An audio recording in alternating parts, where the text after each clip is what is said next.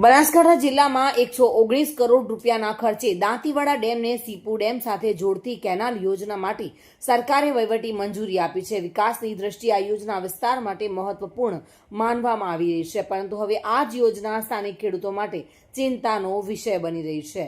Canal માટે કરવામાં આવેલા સર્વેને લઈને ખેડૂતોમાં અસંતોષ ફાટી નીકળ્યો છે।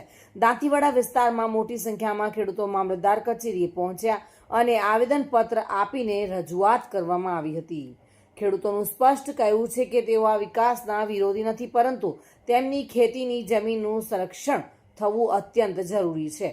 ખેડૂતોની માંગ છે કે કેનાલનો માર્ગ બદલવામાં આવે અને તેને પર્વતીય તળેટી વિસ્તારથી પસાર કરવામાં આવે, જ્યાં સરકારી પડતર જમીન અને તળાવો આવેલા છે। તેમના મતે આ રીતે ખેડૂતોની ખાનગી જમીન બચી શકે અને યોજના વધુ લોકોને ફાયદાકારક બની શકે। ખેડૂતોનું કહેવું છે કે જો સરકાર ખરેખર ખેડૂતોના હિત માટે કરોડો રૂપિયાનો ખર્ચ કરી રહી છે, તો નિર્માણ પણ ખેડૂતોના હિત અને સહમતિને ધ્યાનમાં રાખીને કરવું જોઈએ। હવે જોવાનું એ રહ્યું કે સરકાર આ મુદ્દે શું નિર્ણય લે છે, કારણ કે આ યોજના માત્ર વિકાસ સુધી સીમિત નથી, પરંતુ ખેડૂતોના ભવિષ્ય સાથે સીધી રીતે જોડાયેલી છે। हमारी सरकार ने विनंती है कि दांतीवाड़ा थी सीपू डैम की लिंक भातरी गाड़ी थे रोडी टोकी थी जो करी नहरे ने तो हमारा आखा दांतीवाड़ा सुख संपत्ति सुख शांति थाय पानी हल दूर थाय तो हमारी बात हृदय खेडूतोनी हमारी हृदय मागणी जो स्वीकार करे सरकार तो हमें खुश था, पर जो है भातरी नहरे तो हमें जमीन वीणा था हमारा बाल बच्चा हमें कहना क्यों खाली क्यों जाऊ ये हमारे मोटो प्रश्न। आ पर्वतना दांतीवाड़ा डेम थी सीपू डेम ने लिंक केनाल ने जोड़ती सरकारश्रीनी योजना है, बहु खूब ज सरस है। अमारो कोई आक्षेप नहीं आना उपर, पण जो सरकारश्रीने नम्र विनंती है जो आ केनाल डायवर्ट करीने राणीटोक पर्वतना नीचेना विस्तारमांथी जो पसार करवामां आवे तो अमारा 20 थी वधारे गामडाओने फायदो थाय। कोई खेडूत जमीन विहोणो नहीं बने। 20% तो एवा खेडूतो छे जे जमीन खातेदार ज नथी रहता, तो आ खेडूत जशे क्या? आ खेडूतो थशे कोण? सरकारश्रीने नम्र विनंती है कि आ तमारो मुद्दो तगलगी निर्णय कहेवाय।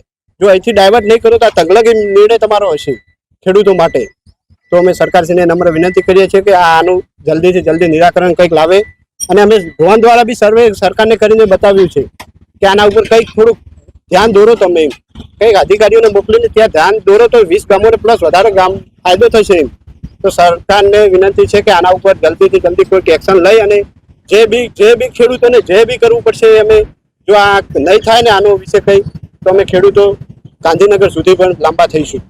ओके દાંતીવાડા ડેમ થી અને સીપુ ડેમ ને જોડતી જે સરકારે લિંક કેનાલની સૈદ્ધાંતિક મંજૂરી જે આપી છે 119 કરોડ રૂપિયાની, એ ખેડૂતોની જમીનમાંથી નીકળે છે એવું અમે જાણવા મળ્યું છે। અને ખેડૂતોની જમીનમાંથી નીકળે કરશું ખેડૂત રહેતો જ નથી, તો પછી પાણી આવે તો શું, ના આવે તો શું। અને દાંતીવાડા ડેમ 10 વર્ષે એકવાર ભરાય છે, એટલાની સલતીનું પાણી લઈ જવાનું છે સીપુ ડેમમાં। એ સલતીનું પાણી લઈ જઈને ભરશે કેટલું? એ 10% 20%, અને કદાચ અતિવૃષ્ટિ થાય તો આ ભરાય હોય એ ભરાય છે। તો એ આ કેનાલની જો જરૂર પડે ભાઈ ઓછો, અને જો ત્યાંથી ઉપરવાસમાંથી પાણી લઈ જવામાં આવે ને તો આ 30 ગામડાનો જે કાયમી પ્રશ્ન છે પાણીનો, પાણી તો અમે રોજ માગીએ, અમે સરકાર પાસે રોજ વિનંતી કરવા જઈએ અમે કે ભાઈ અમે પાણી આપો પાણી આપો પાણી આપો। સરકારે વાત સાંભળી ખરા, પણ સાંભળતા આવડી પડી। આ એના કરતા આ કેનાલનો રૂટ બદલીને તળેટીમાં લઈ જવામાં આવે ને રાણીટોકના પર્વતોની તળેટીમાં, તો એ સરકારી જમીનમાં કોઈ ખેડૂતની જમીન જાતી નથી અને તમામ ખેડૂતો સુખી અને સરકારને સદાય આશીર્વાદ આવતા રહેશે।